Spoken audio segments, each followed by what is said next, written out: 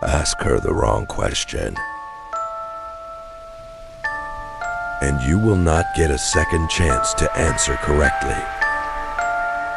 This is not a metaphor.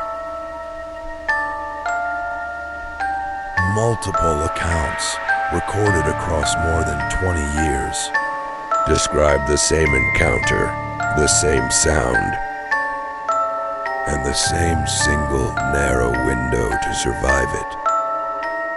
The location is not abandoned, not remote, not hidden behind a warning sign. It is one of the busiest railway systems on Earth,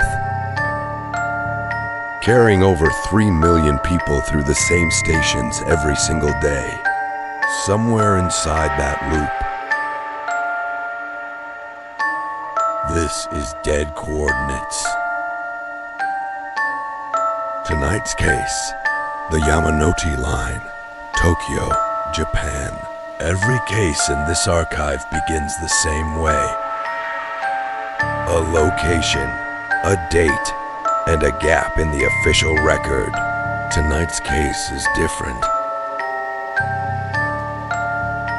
There is no single recorded death we can point to. No named victim, no sealed file, no inquest. What we have instead is something stranger.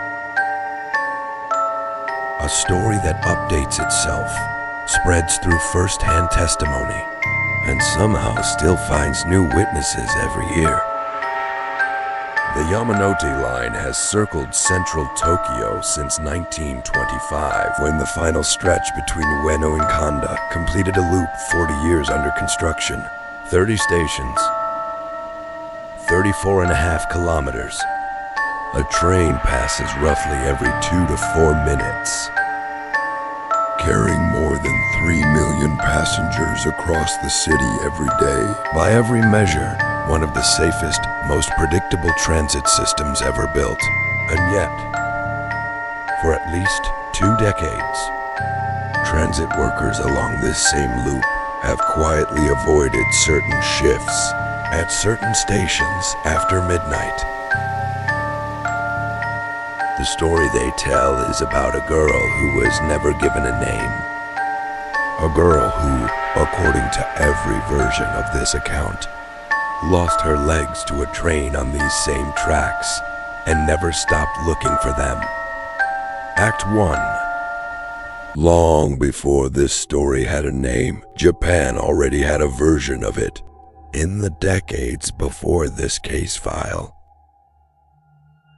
different legends circulated in girls' school bathrooms across the country. Kashima Reiko, a presence said to wait in stalls and ask a single question. Do you know where my legs are? Answer incorrectly, and she would not let you leave the room intact.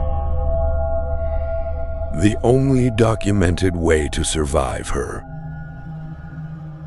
was to answer with a specific, seemingly meaningless phrase that her legs were on the Meishin Expressway, hundreds of kilometers away.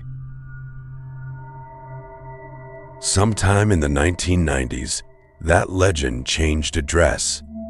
It moved off the bathroom stall and onto the railway. The location shifted. Struck by a train, cut in half at the waist. But the core of the test never changed. Wrong answer, and there is no negotiating your way out of it. Transit workers along the Yamanote line reported the same sound first, long before anyone reported seeing anything at all. A dragging scrape, like something pulling itself across concrete. Audible on empty platforms after the last train had cleared the station. Within a year, according to multiple separate accounts, Staff at Shinjuku had started refusing solo shifts after midnight. What stayed consistent across every account collected from this loop was the question. Always the same question. Always the same fatal cost for getting it wrong. Shinjuku Station, Tokyo. Act 2. Shinjuku was where it was first reported. It did not stay there. Within a few years, the same testimony arrived from 2 other stations on the same loop. Shibuya, the youth and nightlife center of the city, and Ikebukuro, one of the busiest transfer points in the world. 3 stations, 3 sets of witnesses, most of whom had never spoken to each other. The same exact question, asked the same exact way. Survivors and the accounts use that word deliberately. Describe the encounter the same way each time. The dragging sound gets closer. There is no time to run. And running, according to every version of this story, only ends one way. The only documented option is to answer. And to answer correctly. The accepted answer carries over directly from the older legend.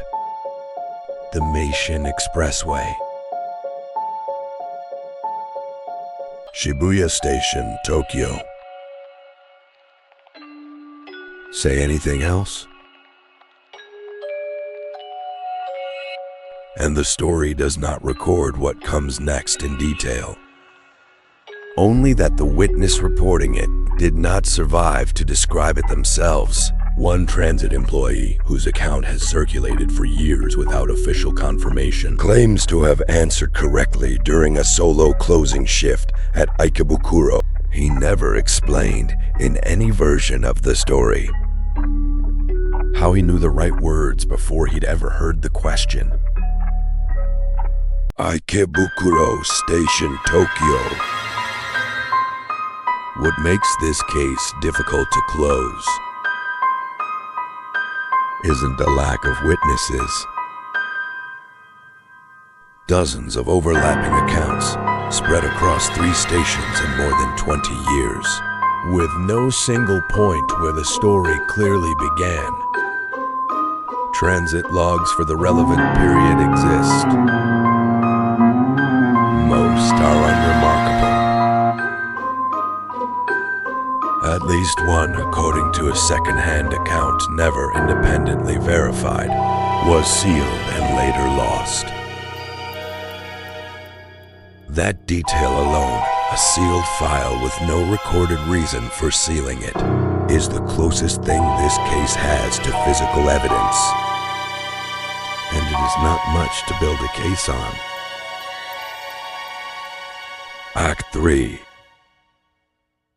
By the late 2000s, the story had outgrown its own platform, and 2009, feature films dramatized the legend for Japanese audiences, cementing a name for something that had, until then, only existed in testimony passed station to station.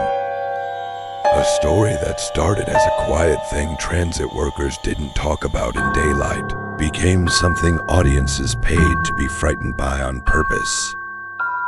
That kind of staying power doesn't happen by accident.